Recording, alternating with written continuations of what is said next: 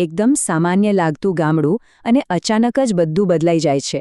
આજના આ વિશ્લેષણમાં આપણે એક એવી ઘટના જોવાના છીએ જે કોઈ હાઈ વોલ્ટેજ સિનેમેટિક થ્રિલર ફિલ્મથી જરાય કમ નથી. રોજબરોજની જિંદગી જીવતા લોકો અચાનક જ એક એવા વિવાદમાં ફસાઈ જાય છે જે સીધી જીવલેણ દુશ્મનાવટમાં ફેરવાઈ જાય છે. આ કોઈ નાનીસૂની લડાઈ નથી, પણ એક એવી ભયંકર પરિસ્થિતિ છે જ્યાં સાવ નિર્દોષ લોકો અચાનક જ પોતાને મોતના મુખમાં જુએ છે.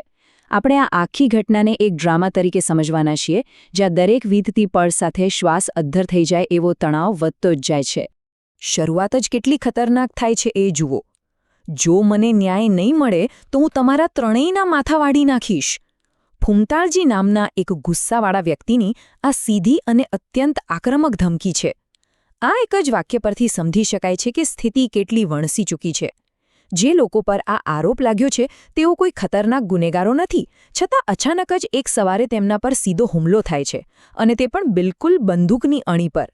પહેલો પડાવ છે આ અણધાર્યો હુમલો. જે લોકો પર આ આરોપ લાગ્યો તેમના માટે સમયનું ચક્ર કેવી રીતે અચાનક ફરી ગયું એ ખરેખર જોવા જેવું છે. સવારે બરાબર 10 વાગે આ 3 લોકો ખૂબ જ ઉત્સાહથી પોતાના દીકરા માટે લગ્નનો પ્રસ્તાવ લઈને એટલે કે હગું જોવા જવા માટે તૈયાર થઈ રહ્યા હતા. ઘરમાં એકદમ ખુશીનો માહોલ હતો. પછી 10:30 વાગે જ્યારે તેઓ એક કાચા રસ્તેથી પસાર થઈ રહ્યા હોય છે ત્યારે અચાનક જ તેમને આંતરવામાં આવે છે. માત્ર 5 મિનિટ પછી એટલે કે 10:30 વાગે તેમના પર ચોરીનો અત્યંત ગંભીર અને સાવ પાયાવિહોણો આરોપ મુકાય છે. અને સૌથી ભયાનક ક્ષણ તો 10:36 વાગે આવે છે, જ્યારે સીધી બંદૂક તેમના તરફ તાકવામાં આવે છે. લગ્નની શરણાઈઓના સપના જોતા લોકો માત્ર ગણતરીની મિનિટોમાં બંદૂકની નળી સામે આવીને ઊભા રહી ગયા. આનાથી મોટો આંચકો બીજો શું હોઈ શકે? હવે સવાલ એ થાય કે આટલો મોટો હંગામો થયો શા માટે? આખી ઘટનાના કેન્દ્રમાં છે ફૂમતાળજીની પત્ની મોગીના દાગીના. ફૂમતાળજીનો એવો દાવો છે કે કોઈએ તેમના ઘરમાંથી મોગીના દાગીના ચોરી લીધા છે, અને કોઈપણ જાતના પુરાવા વિના રસ્તા પરથી પસાર થતા આ નિર્દોષ લોકો પર જ ચોરીનો આરોપ થોપી દેવાયો. ફૂમતાળજી એટલા બધા ક્રોધમાં છે કે સત્ય જાણ્યા વિના જ તેઓ જાતે ન્યાય કરવા માંગે છે. અને અહીંથી શરૂ થાય છે આપણો બીજો પડાવ, એક સિનેમેટિક સ્ટેન્ડ ઓફ. અહીં પરિસ્થિતિ એકદમ ફિલ્મી બની જાય છે, અને સાથે જ એક જબરદસ્ત કટાક્ષ પણ જોવા મળે છે. એક તરફ ફૂમતાળજી પોતાની પત્નીના દાગીના માટે એટલા પાગલ થઈ ગયા છે કે બંદૂક લઈને જીવ લેવા પર ઉતરી આવ્યા છે, અને બીજી તરફ પેલી બાજુ જુઓ, જે આરોપીઓના માથા પર બંદૂક તાકેલી છે તે પોતાનો જીવ બચાવવાની આજીજી કરવાના બદલે એક ચોરાયેલી ઘડિયાળ પાછી માંગવા પર અડી ગયા છે. હા, ખરેખર એક કાંડા ઘડિયાળ. તેમનો દાવો છે કે ભરતજી નામના વ્યક્તિએ તેમની ઘડિયાળ લીધી છે, અને તેઓ ગામના આગેવાનો સામે એ જ જીદ પકડીને બેઠા છે કે પહેલાં એક ઘડિયાળનો ન્યાય કરો. મોતના મુખમાં ઊભા રહીને જીવની નહીં પણ ઘડિયાળની ચિંતા કરવી, આ માનવીય સ્વભાવની એક અત્યંત રમૂજી પણ અકલ્પનીય બાજુ છે. આ આખા સ્ટેન્ડ ઓફની સૌથી હાસ્યાસ્પદ પણ સાથે સાથે માનસિક ત્રાસ આપનારી ક્ષણ તો હવે આવે છે. ફૂમતાળજી આરોપીઓને ધમકાવીને તેમને ગરીબ બનીને કરગરવાનું કહે છે, પરંતુ જ્યારે આરોપીઓ ખરેખર આજીજી કરે છે ત્યારે ફૂમતાળજી તેમને અટકાવીને કહે છે, મને આમાં ગરીબનો અવાજ નથી સંભળાતો, બરાબર કરગરો, હજુ વધારે ગરીબ હોય એવો અવાજ કાઢો. જરા વિચાર કરો, કોઈના માથા પર બંદૂક તાકેલી હોય અને હુમલાખોર તેમના કરગરવાના અવાજનું લાઇવ ઓડિશન લઈ રહ્યો હોય. આ બતાવે છે કે હુમલાખોરો કેટલા બેકાબૂ અને સત્તાના નશામાં ચૂર છે. હવે વાત પહોંચે છે ત્રીજા પડાવ પર, 48 કલાકનું અલ્ટિમેટમ.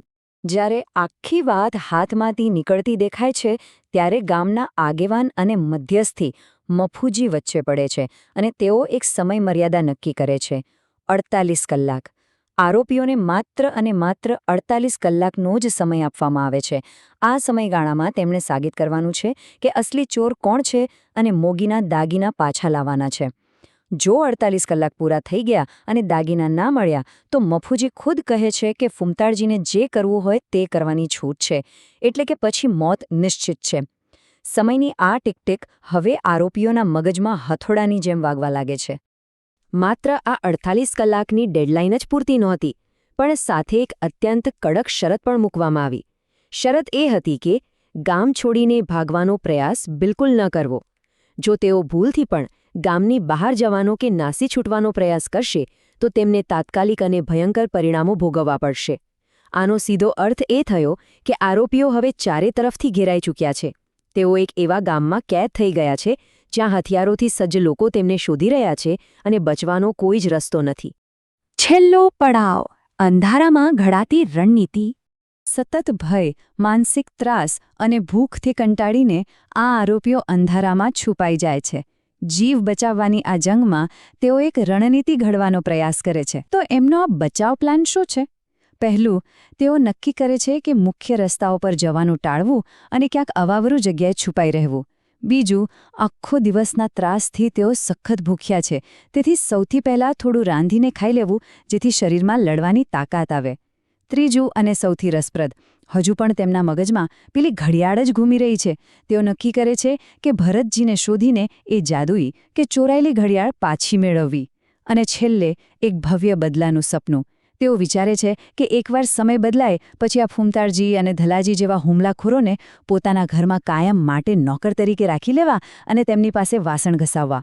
સામે મોત ઊભું છે અને આ લોકો વાસણ ઘસાવવાના સપના જોઈ રહ્યા છે. આ એક અત્યંત માસૂમ છતાં મજબૂત આશા છે. આરોપીઓએ હવે 3 મુખ્ય ખતરાઓનો સામનો કરવાનો છે. પહેલા છે ફૂમતાળજી, જે સંપૂર્ણપણે બેકાબૂ છે, હાથમાં બંદૂક છે અને પોતાની પત્નીના દાગીના પાછા મેળવવા માટે કોઈપણ હદે જઈ શકે છે. બીજા છે ધલાજી, જે ખૂબ જ ઉગ્ર સ્વભાવના છે અને વાત-વાતમાં તલવાર કાઢી લેવા માટે જાણીતા છે. અને ત્રીજા છે ભરતજી, જે પકડમાં જ આવતા નથી, પણ આરોપીઓ માટે તે ખૂબ જ મહત્વના છે કારણ કે તેની પાસે પેલી ઘડિયાળ છે. આ ત્રણેયનો સામનો કરવો એ કોઈ સામાન્ય માણસના બસની વાત નથી. આ એક ખરાખરીનો ખેલ છે. તો આપણે જોયું કે કેવી રીતે એક સામાન્ય દિવસ એક ભયંકર અને રમૂજી સ્ટેન્ડ ઓફમાં ફેરવાઈ ગયો. હવે એક જ મોટો પ્રશ્ન ઊભો થાય છે. શું આ આરોપીઓ, જેઓ માત્ર એક ઘડિયાળ માટે વલખા મારી રહ્યા છે, તેઓ ખરેખર 48 કલાકની ડેડલાઇન પૂરી થાય તે પહેલાં અસલી ચોરને શોધી શકશે? કે પછી 48 કલાક પૂરા થતાં જ આખું ગામ એક ભયાનક અને લોહિયાળ યુદ્ધના મેદાનમાં ફેરવાઈ જશે? ઘડિયાળ, દાગીના અને બંદૂકની આ લડાઈનો અંત શું આવશે? આ એક એવો પ્રશ્ન છે જેનો જવાબ કદાચ સમય જ આપશે.